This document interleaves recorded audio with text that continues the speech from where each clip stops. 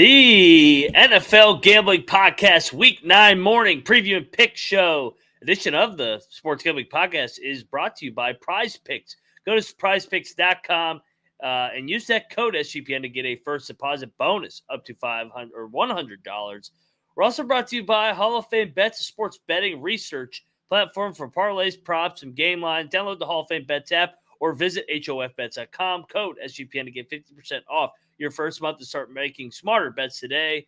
Plus, we're on the MMA Gambling Podcast, and they just launched their new YouTube channel to celebrate. They're giving away an MMA Gambling Podcast hoodie. Head over to sportsgamblingpodcast.com/MMA hoodie for all details today. I'm just about that action, boss. You have to be kidding me. That is impossible. I'm raising the ante. Anybody wants any deal?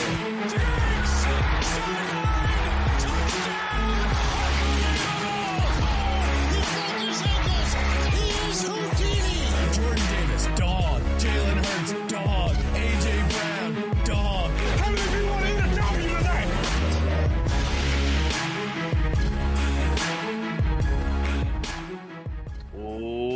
Welcome, everybody, to the NBA and NBA. That is disgusting on my part. I cannot believe I just said that as I was reading the NBA podcast ad read. Welcome to the NFL Gambling Podcast. Hopefully I still have a job after this, after saying something filthy like that.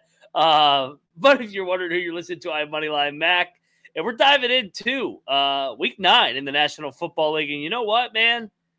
Trade deadline didn't disappoint once again, and we will actually have a show later this evening diving into an updated futures market in the National Football League after the trade deadline. That's why I said NBA, because I'm used to the NBA trade deadline, and all of a sudden the NFL's kind of turned into the NBA in terms of how much they put an emphasis on this trade deadline.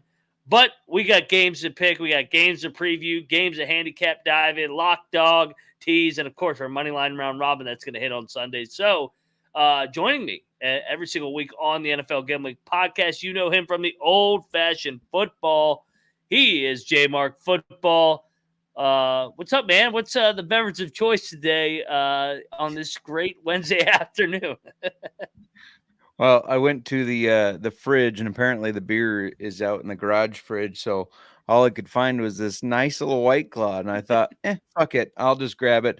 But clearly you started drinking early. Not only saying NBA, but I see the NFL Gambling Podcast release says that this show is Moneyline Mac and Ramblin' Rush. No Ramblin' Rush here today. It's me. Sorry. Oh man, I'm all over the place. So Rambling Rush is on. Rambling Rush is on the Big 12 college experience. So, yeah, go check out that one, too. I'm all over the place. I had to give you shit. Yeah, no doubt, man. I mean, this is what happens when you're doing too many shows. You know, I think somebody hacked my computer. That's what I'm going to chalk it up to. I see Rush tweeted, this isn't the Ryan and Rush show. This is the NFL. Have a great show. So, yeah, all over the place. I'm over, so hopefully my picks are a little bit better than my intro. But, JMark, Week 9 in the National Football League. What's going on, man? I mean, what's your thoughts on this slate? We got obviously a key Germany game, but yeah, what's your thoughts? A lot of gross games. By the way, I agree with RD. You secretly watch NBA on your phone all night. That's why you're messed up. Those late games, they got you all tired and everything. It's fake news. Yeah, I look at this slate and I think it's gross. This is a gross slate. A lot of shit teams favored against shit teams. I don't know what to make of this. We have a couple good games, but everything else, it's kind of a gross slate. Teams that I'm not even that excited to watch. Like I want to see Rippon versus Jordan Love. No. I want to see the Commanders after they sold their defense go against the Patriots. No. What is this? Or the Cardinals. I'm a Skins fan, and I don't want to watch it. Or the Cardinals, who obviously they traded Josh Dobbs out. It's going to be Kyler Murray or Clayton Tune as 8-point dogs against Cleveland, another shit team. Watson's practicing. We'll see if he decides he wants to play or not. Yeah, I just don't like this slate at all. maybe it's the injuries that are affecting it. We got Minnesota without Kirk Cousins. I don't know. It's just gross. I'll stop complaining about it, though. I already got my picks written down at least. Well, hey, you can always make some picks, so let's go. All right, well, let's dive in. Let's go right into it because we talked about how bad the slate is for the early window with all these backup quarterbacks, but a game where it's not going to be bad. It's this Germany game over the pond at 9:30 a.m. Eastern. A little bit of sharp action coming in on the Dolphins. I bet this at 2.5 earlier in the week. Miami coming in at both teams at 6-2 overall. The Dolphins got over there earlier than the Chiefs. Maybe that's the reason for a little bit of action back towards the Dolphins. Taylor Swift will not be in attendance from what I'm told. I know that's the real reason. Yeah. So let me ask you this before I give out a pick, JMark. I thought this last week when I saw Travis Kelce at the World Series on a Friday night, I thought that was weird. But when you play a road game in Denver on Sunday, and I saw finally some older guys basically calling it out, be like, "What are you doing?" I mean, we get the whole Taylor Swift thing. I mean, that's your personal life, but when you're going to a Texas Ranger game, even if you got a private jet, you're still not getting back till midnight, 1:00 in the morning on a travel day the very next day to go to Denver to play your division rival.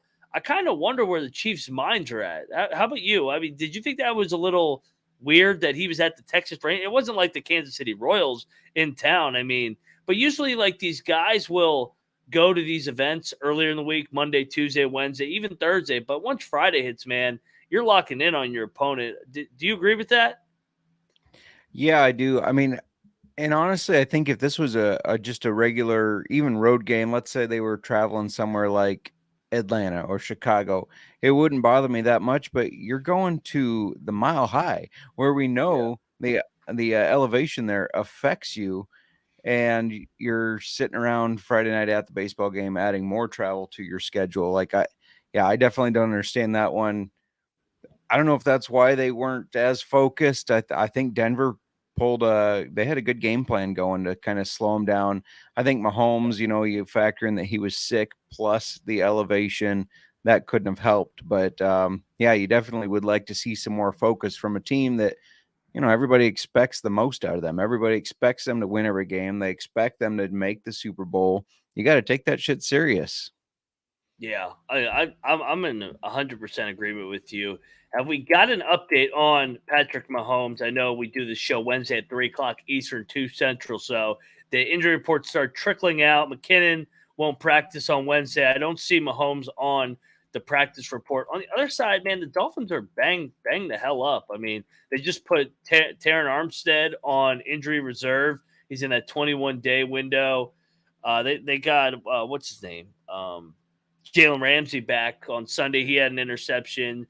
Holland's questionable. Howard's questionable. They got a bunch of question marks. I think this is actually going to be kind of a low-scoring game. That's kind of the contrarian in me saying everybody's thinking about all the points. Tyreek Hill against his former team. Chiefs bounce back. But I really like this Chiefs defense. I think the Chiefs defense has actually probably been the better unit of the two so far this year. I know everybody gets enamored with Mahomes and Kelce and the Swifties, but I mean, Chris Jones, ever since he came back after the Lions game, that's been a dominant defense. With that said, how can I not? I mean, we know the stats of taking Mahomes under 3 points as a favorite or a dog. Like, he's hitting at like a 60 or 70%, I think 70%. I'm not fading Mahomes off a loss. No way. The Dolphins have not won a game against a quality team, a winning record team since last September. I'm on the Chiefs. I'm not overthinking this. It might be public, but I'm not overthinking it. Yeah, I'm absolutely right there with you. I mean, you can look to the fact that the Dolphins are going out there earlier, but at the end of the day, this is Andy Reid and Patrick Mahomes off a loss. And an embarrassing one at that. It's not like they lost a close 100%. game. They got their asses handed to them, and they're going to bounce back with a vengeance. And I absolutely agree. That defense, every year it seemed like, man, this offense is amazing, but the defense is going to struggle. That defense is not struggling anymore. So I see them controlling this game, slowing the speed down for Miami. And I wouldn't be surprised if this is a low scoring game as well, with the travel to Germany and everybody's schedule being a little bit off. But I definitely think the Chiefs bounce back and take this one. Yeah, we're in agreement. We're not overthinking this one. It is public. I will say that. So if you want to dive into the foxhole with the Dolphins, go ahead. But I'm not doing it. Yeah, you got to show me with that offense. So do we have a weather report on this Germany game? I was looking earlier, NFL weather week 9. So pulling up the weather report in the NFL. I know it's going to be cold tomorrow in Pittsburgh for the Thursday night game. Oh, it's in a dome. So Germany's in a dome. I thought, filthy dome. Oh, this is filthy. Why are they playing this fucking game in a dome? What are we doing? Oh man, I'm not watching. I'm sleeping in. Just kidding. I gotta wake up and cheer on the Chiefs. I'm on the Chiefs. So, all right. We'll dive into the rest of the 1 o'clock slate on the other side. But first, we got to talk about PrizePicks. PrizePicks. You know, with basketball season approaching, PrizePicks is the most fun you can have by winning up to 25 times the money this football season. And now you can play in basketball season too. You can just select 2 or more players, pick more and even less with projected stats, and place your entry that you want to get down on. I mean, there's plenty of guys you want to back Mahomes, you want to back LeBron. I don't know why you would ever want to back LeBron, but if you want to do that, go over there and you can parlay them together for passing yards with a couple 3-point made shots, even though LeBron's going to brick it. But play alongside some of your PrizePicks favorite players out there, and you can ride with those guys with the community plays under the promo tab to to view entries from some of the biggest names in the PrizePicks community each week. They got too many NBA ad reads on this damn thing. This is the NFL Gambling Podcast, but you know what? We got to get paid. PrizePicks even offers a reboot policy. So here you go. This is the NFL. For all you guys out there that are pissed off about Bijan Robinson still, having a couple migraines or whatever the hell he had, all he had to do was take a Tylenol. Here, get over there to PrizePicks because they have a reboot system where PrizePicks will give you a reboot if the player exits the first half and does not return the second half. And, it's called the injury insurance policy. So get over there to PrizePicks. Players and sets, types you're selecting, highlight your winnings from PrizePicks, and how fun the game can be with this experience. Go to prizepicks.com/SGPN and use the code SGPN for a first match up to $100. prizepicks.com/SGPN, code SGPN. PrizePicks Daily, fantasy sports made easy. All righty. We are also brought to you by the MMA Gambling Podcast. They just launched their new YouTube channel. In honor, we're giving away an MMA Gambling Podcast hoodie to one lucky winner. sportsgamblingpodcast.com/MMA hoodie to submit your entry today. And make sure you subscribe to that MMA Gambling Podcast on YouTube. That's MMAGamblingPodcast.com/YouTube. All righty. We are back on the NFL Gambling Podcast. Here we go. Let's dive into these 7 games. Chat's alive. Right there. Rush is in there. There you go. Yes. Good point by Rush. We got daylight savings time. We'll get an hour back. I guess I'll wake up and watch Chiefs Dolphins, even though it's in a fucking dome. It's stupid as hell. All right, let's go to another game. All right, chalk this one up. I have no idea who's going to win this game. The LA Rams, coming off a beatdown in Big D, are going to Green Bay, Lambeau. Freaking Packers made me look like a jackass last week. Completely laid an egg on my lock. Man, them and the Patriots, man, those two damn teams, they got to win eventually, right? Jordan Love has not been very good. This is the LA Rams going to the frozen tundra. They've lost 3 straight years there. Doesn't sound like, do we have an update on Stafford? I know there was rumors that they were going to put him on the injured reserve, but he's still being listed as day-to-day. He's got a UCL sprain, and Shout out to RD. You should have listened to the Packer fan himself. I told you, he said. I know. He was emotional hedging. Damn it. Man. So I mean, the headline: the Packers are still banged up. Weather. There's got to be some weather in this game. I mean, this is Lambeau Field. It better be freaking 30 degrees. It's actually going to be 48 with the chance of precipitation, 12%. Oh man. I mean, does this number tell you that it's going to be ripping, JMark? I think so. I mean, how are the Packers getting 3.5 points? Nobody's trusting Jordan Love with that, right? Unless for sure it is ripping. I'll take the Packers. I don't love it. I mean, not locking them this week. They did me dirty. RD in the chat, I'm curious what you think on this game. He went 5-3-1 last week, I believe, along with you. Yes, he did. I took you guys by one game, going 6-2, but or 6-3, 6-2, something. I don't know. Anyways, I can't trust Jordan Love to win by more than 3 points. So for me, Sean McVay is still a really good coach. I'm starting to wonder if Matt LaFleur, not a good coach. Maybe they just looked good because of Rodgers.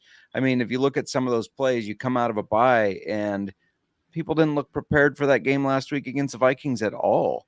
Like, how do you show up not prepared after a bye week against a division rival? Doesn't make any sense to me, but Sean McVay, a very good coach. I think they're going to control the game with running the ball. I know they've been banged up in the backfield, but Darrell Henderson and Royce Freeman showed that they can run efficiently last week. So, and they're going to get some sweeps going to probably Puka, Cooper, and Tutu Atwell. I'm taking the 3.5 points here with the Rams. I think the Packers probably win, but by a field goal at most. So, I'm going with the Rams here. You love the Packers. Just say it. I will say I did check the betting splits, because I was like, what, in a game where I don't really have a good feel, let me check the betting splits. 76% of the tickets on the Rams, 72% of the money on the Pack. So little contrast here. All right, we'll go opposite ways. Let's go Packers. Come on. Hey, I'm not locking you, but you're getting it done. You'll never hear me say, let's go Packers. Yeah, no, you're gonna have to lose multiple bets. All right, let's go over to the next game, JMark, where we got. Oh God, here we go. I think this is actually 3 now. Where we got Ron Rivera. Is he still the coach? I guess he is. Jack Del Rio's still there. They're all still there. They're going up to New England. Patriots laying 3. I think everybody's going to take the skins here, because everybody's going to fall in love with Sam Howell off the Eagles' performance, just like they did a month ago. And then they laid an egg against the Bears. And then they laid an egg against the Giants. Told you, last week was the get-up spot. They should have won the game outright. It was absolutely ridiculous officiating, and / Ron Rivera just falling asleep at the wheel, and he's still coaching. Belichick off a loss. I think that they're playing better football. This is actually an easy pick for me, because it's Belichick defensively against a quarterback in his first 10 starts. He's feasted off of these. We see it with Zach Wilson, the guy from the Colts last year, Ellinger. I mean, he eats these guys alive. I'm all over New England. New England's lock potential for me.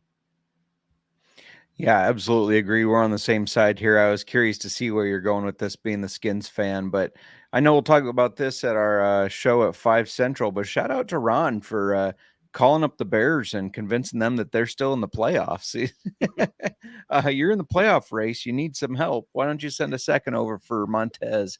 We would have sent a draft pick back to you if you had taken Ron with you.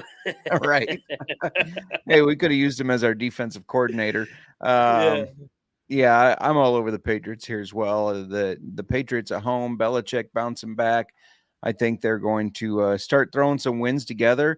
I don't know if I like the 75-1 that you placed. I think that was last week before they lost. Yeah. But I think they're going to start putting some wins together anyways. So I like them to start right here and getting it done in an organization that just kind of told everybody, like, we know we're not in it this year. I mean, we got rid of some key pieces. Now, I think they still have a good defense, but I think that kind of sends a message to the team, like, we're looking towards next year. Yeah. And then Nick says, thank you for Chase Young in the chat. He's going, he's a perfect fit because he gets injured every other game. So he'll be on the shelf with Devo and Trent and all those guys. I'll guarantee you, first 5 games he'll go down. And people can say it's not politically correct. I've watched it. He gets hurt every other game. He's great on the sidelines. That's what I said. Let's send a injury-prone player to one of the most injury-prone teams. What are you thinking? Come on. I and we'll talk about it in depth on the value. I couldn't believe how many people thought like they were going to get like a first or second back for Chase Young. He hasn't played. Like right. He's the worst defensive lineman on their team. He's not better than John Allen. He's not better than Deron Payne. He's not better than Sweat. And clearly the market dictated that. I didn't think that the Bears would give up the second for Sweat, but hey, we'll take it. So future's bright. We didn't just get Chase Claypooled again. Well, that's pretty sad if you got ripped off by us because we're used to getting our ass ripped off. So, all right, man. Let's. We're both on New England. We're in sell Ron Rivera mode. Is this the final game for Riverboat up in New England? I mean, if they haven't done it yet, they're keeping him right until the end of the year. Yeah, you would think if they get drilled though, like let's say Belichick schemes up one of those great defensive masterpieces where they have Sam Howell seeing ghosts like Zach Wilson. I mean, let's say like 30-0 or 24-0, something crazy. I think he could get canned if they get blown out. Yeah, that's true.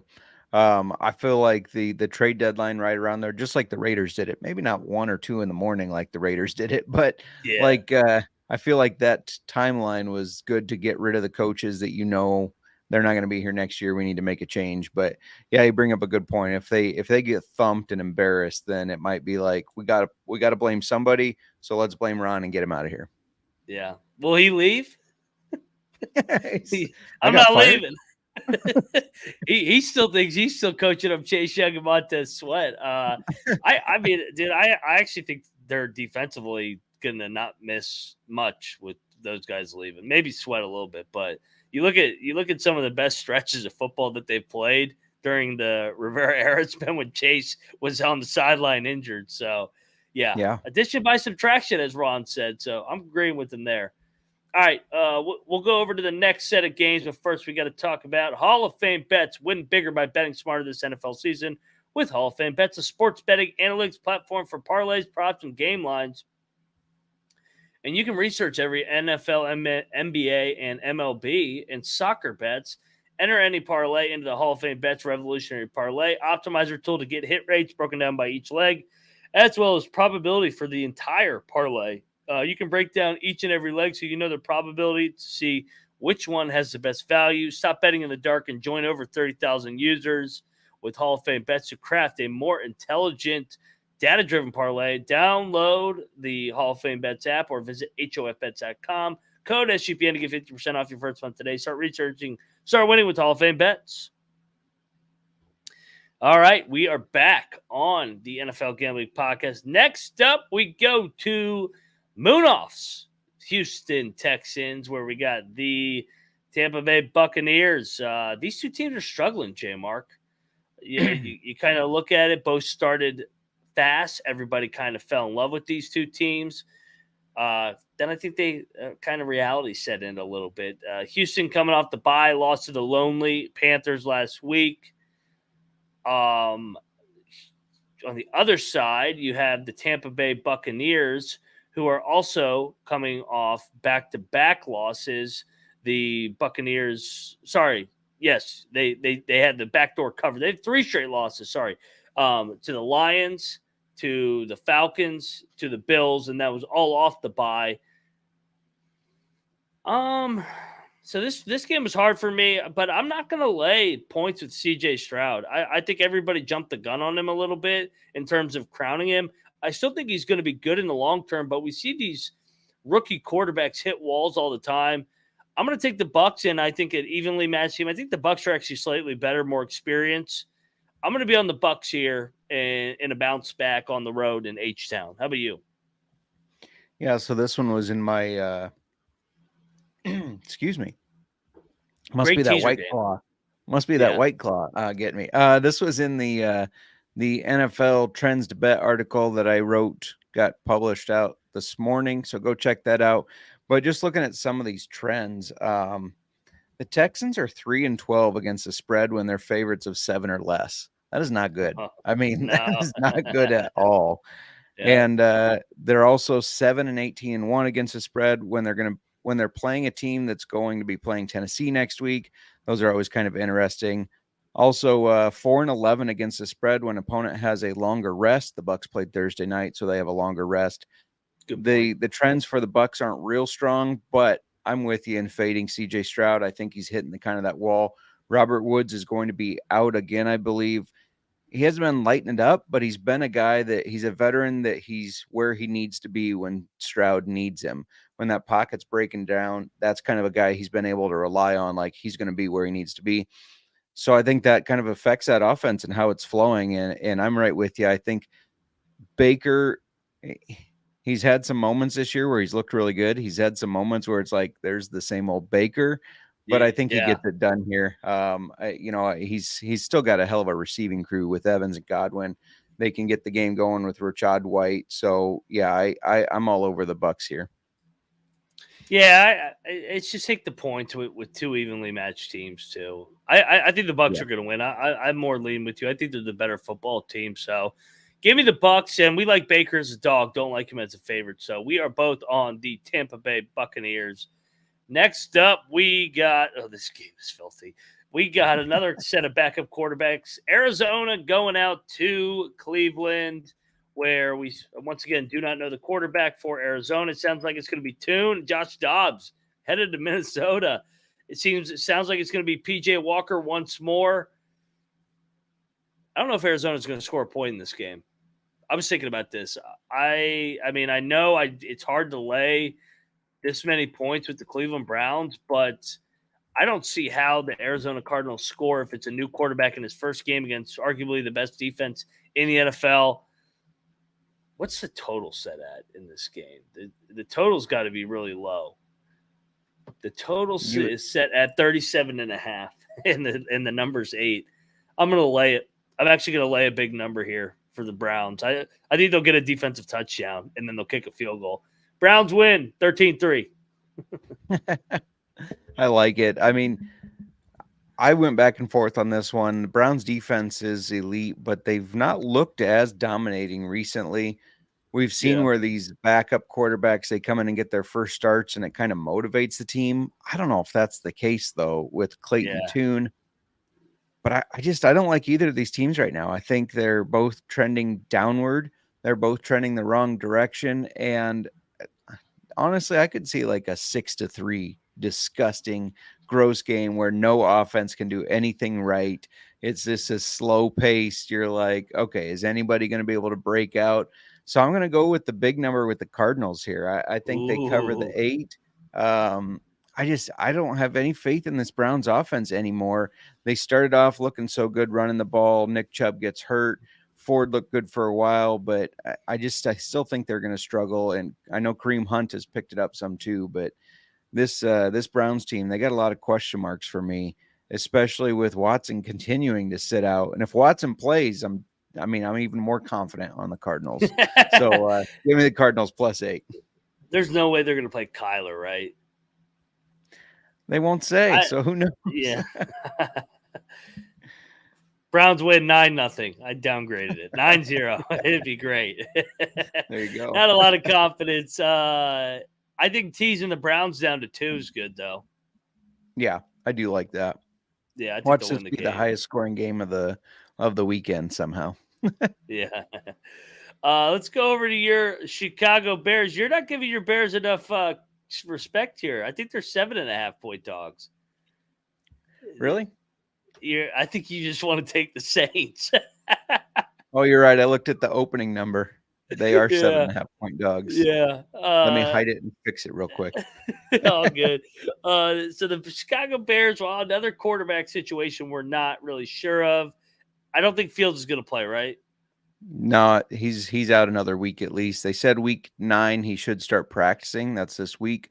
But it sounds like they're for sure going to go with Agent Bajent. Agent Bajent, one more, baby. Bounce back. Saints are laying a big number. Derek Carr's a favorite's been not good. I know they're coming off a win. Good win in Indy. Arguably, maybe their most impressive other than the Patriots road game. I know that defense is really good. But does this not have a field goal game written all over it where the Bears find a way to stick around? I'm not laying a touchdown with Dennis Allen ever. I mean, no way in hell. Their defense is not as dominant as the Browns, and the Bears are not as bad as the Cardinals. That's kind of my handicap here is how are the Browns and Saints laying about the same number when the Bears are better than the Cardinals? The Cardinals just straight away their quarterback that kept them in games, and now they're going with Tune.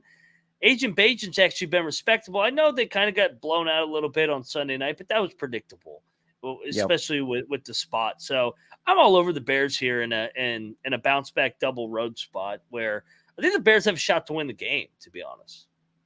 Yeah, I agree that we knew that was going to be a tough spot last week going to LA, facing the Chargers, who that was a desperation. Absolutely, they had to win that game. Bajent in his second start. I mean, just all the narratives. We knew that was going to happen.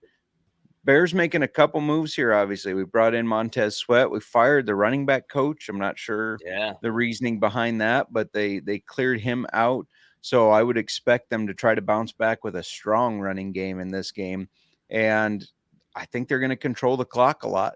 And if you're controlling the clock, you're not getting blown out. So I'm all over the Bears 7.5. I would have taken them at 5.5 too. So yeah, give me the Bears. JMark, we may double up on this dog. This is a great dog opportunity against the freaking Saints. Like, come on, the Saints have been freaking up and down. This is all over the Bears here. Let's go. Give me the Bears. More than touchdown. All right, let's go to the game of the 1 o'clock slate. This is like the one good game in this filthy slate. Seattle's going east. Seattle's actually been really good in the Eastern time zone for some reason. They've always had success. The Ravens coming off that backdoor cover. If you had the Ravens, take that dagger out of your back because that one hurt bad. Or cover the onside kick. They missed field goal. Timeout. They froze him. Kick it again. He makes it. Cardinals cover. Yes, I had the Cardinals. I said my blessings that night. Thank you, God. Thank you, God. Go Cardinals. So this is a spotlight game. I feel like the Ravens have been playing their asses off.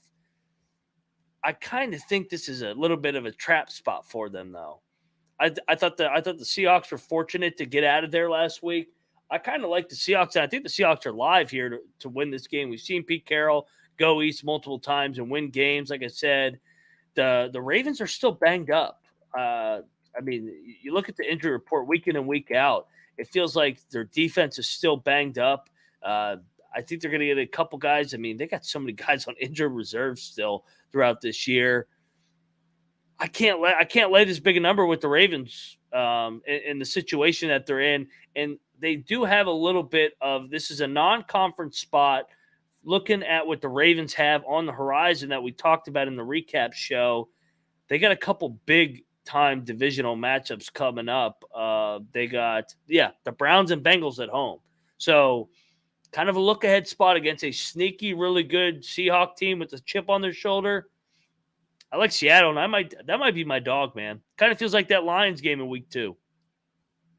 Yeah, I absolutely agree. I mean, I know the Ravens were kind of in the prevent D against the Cardinals towards the end there, and that allowed the Cardinals to cover. But you don't think this Seahawks team is better than the Cardinals? Come on, of course they are.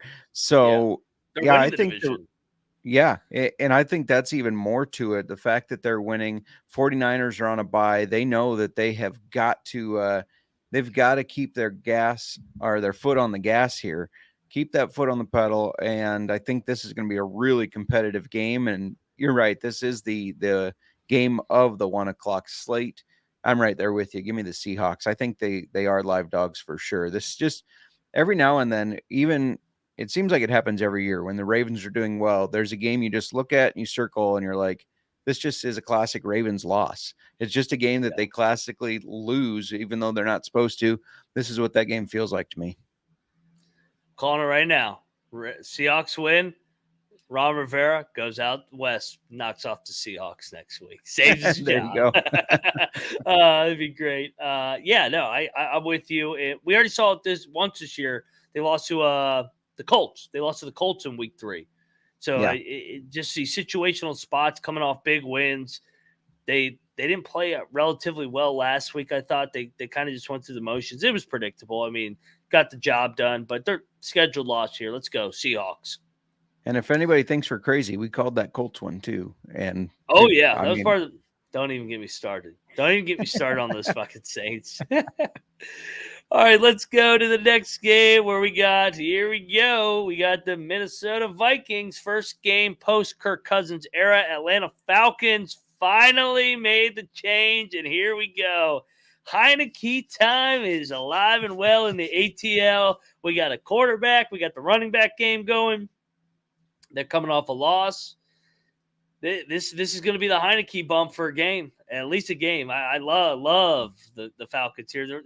The Vikings have won 3 in a row too, so they're due for an egg. I'm all over Atlanta here. Smash spot back at home in the Dome, coming off that tough loss to Minnesota. I think the locker room responds to Heineke getting the job. You're going to see a little bit of that magic, just like I saw for a couple years in DC. Let's go Heineke once more, baby.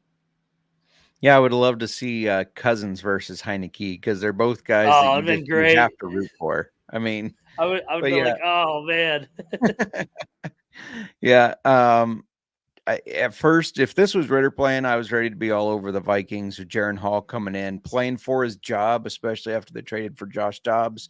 He's got to show them that, like, hey, I am the future. I can carry this football franchise, et cetera, et cetera. But then they made the announcement that Heineke was going to start and Ritter is done, which sends a big message. I mean, really, I think this is the Falcons saying, like, hey, Ritter's not our guy. Otherwise, you can't bench him and not feel like you're fucking with his confidence, right? So I think that was a big statement by the Falcons to say he's done. We're going with Heineke. And I agree. Heineke is just one of those guys that you see the locker room just lift when he is in it. You see him take lead. He's got that dog in him. So I'm all over the Falcons here. It's a bigger number than I like, but I still think they get the job done. Even if they just run the shit out of the ball, they're going to get the job done. Completely agree. And I mean, the other thing, these rookie quarterbacks that have had success made their starts at home. Agent Bajent got it done at home. Will Levis got it done at home. This guy Toom for out of Houston for Arizona on the road. The guy in Minnesota, Jaron Hall, making his first start on the road. That's a tough task to go on the road in your first career start. And they're gonna rally around. Let's go Falcons. Let's freaking go, baby. Drake London did not practice today, so monitor the injury report. But Kirk Cousins was everything for that team, man. Yeah, agreed. He carried their ass. That defense is not very good. They don't have Justin Jefferson. Oh yeah, this Atlanta, this might be a lock. So all right, let's go into the lock, dog, and tease. I'll let you lead it off, my man. Where are you going for your lock? Yeah, I don't mean to steal yours because you kind of mentioned it's lock worthy earlier, but I'm going with the Patriots. They're gonna win this game easily.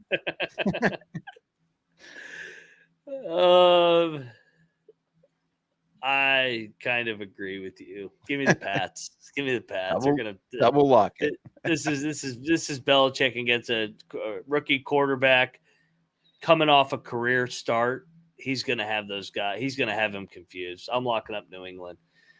Dog. So I was gonna go with the Seahawks, but you kind of convinced me.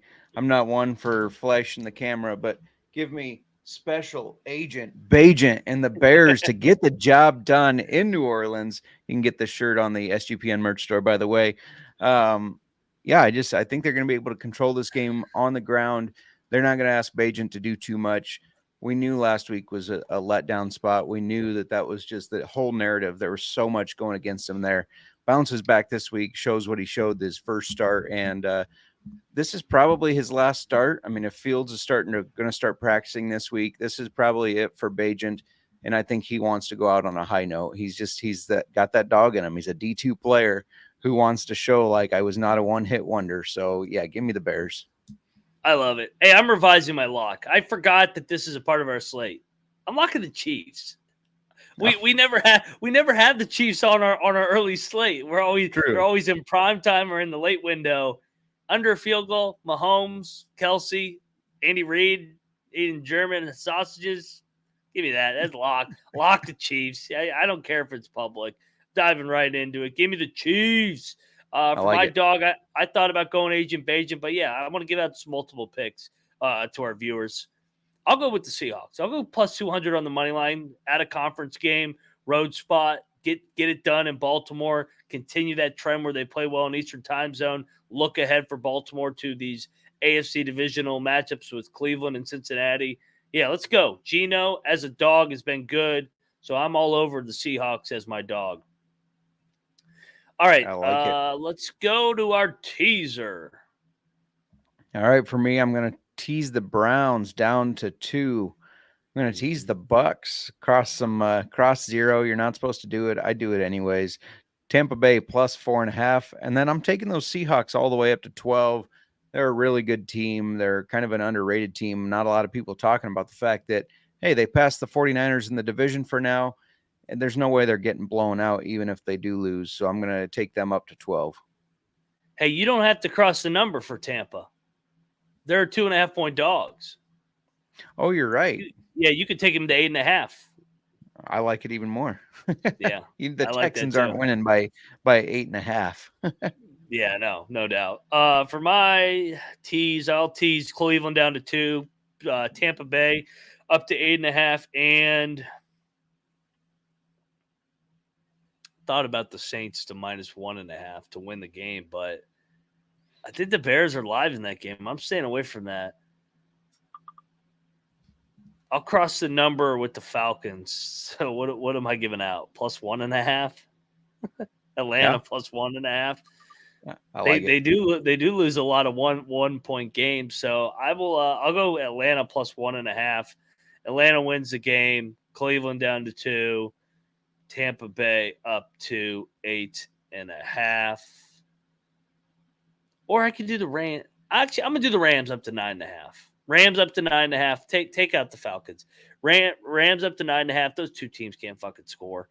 Let's go Bucks to 8.5 and Cleveland down to 2. All right. All right. Money line round robin. I think this is easy because we got the Seahawks and we got the Bears in there. We need one more dog. Was there Bucks? You want to throw the Bucks in there? Absolutely. I like it. Yeah, I thought that was actually the easiest one that we ever agreed on. Yep. So if we tease our 3 dogs, this is going to be juicy because we got two plus 200s cooking up. Come on. Load, DraftKings. Load. It's never going to load. We're not going to know what the money line round robin is. If we do this, we're going to take Seattle plus 205. We're going to take the Bears plus 274. That's free money. Tampa Bay plus 120. 24-1. Get in on it. Let's go. Oh, yeah, that's hidden. Lock it in, baby. Lock that puppy in. It's already been. RD saying, how did everybody's tease do last week? He teased the opposite way, but he hit the Titans, hit the Vikings. The Finns didn't cover that 15.5, but if you teased them down, that would have covered. Let's see. I had Titans, Jags, and Saints. Those hit. You had Titans, Giants, and Panthers. All they all 9, hit. And they all hit. Won. Yep. No, the Giants fucking blew it. I should have money line round robin those dogs. Yeah, no kidding. All right, JMark. Well, this is going to be a good week. I like our 24-1. This is probably the best one I felt about since week 3 when that fucking filthy Lambeau team. That's the last time the Packers won too, by the way. Yep. Yeah, it was all just to screw us over because they know I hate them. I've talked too much shit about them. They're like, hey, we watched this show and we need to make sure we win this one. They said, shut that JMark guy up. So, JMark, right. tell everybody where to find you, what you got going on the rest of the week. We got some not waiver wire. We got some stardom sit-em going on. Sure do at Old Fashioned FB. Check us over there and at YouTube. We'll be giving out our start sits. And then you can find everything else I do at JMark Football. Indeed. You guys can find me at Moneyline_Mac, always in the Discord as well. Hit us up. It's going to be a fun weekend of NFL action. And like JMark said, we're back here in a couple hours to break down the trade deadline and dive into the futures market. 6 o'clock Eastern, 5 o'clock Central. So good luck, everybody. And don't forget to let it ride.